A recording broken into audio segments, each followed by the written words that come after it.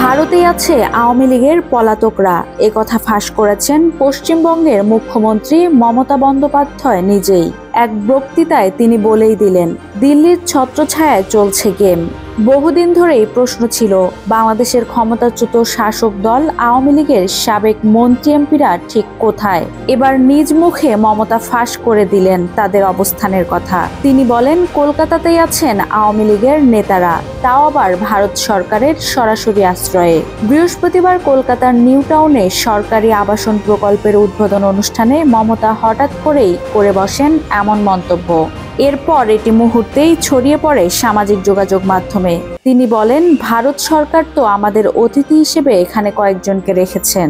আমি কি না বলেছি, আশ্রয়ের কারণ হিসেবে পার্শ্ববর্তী দেশ বিপদে পড়েছে বলে উল্লেখ করেন মমতা। তিনি আরো বলেন, অতিথি হিসেবে রাখার রাজনৈতিক কারণ রয়েছে, ভারত সরকারের অন্য কোনো কারণও থাকতে পারে, কিন্তু আমরা তো কিছু বলিনি।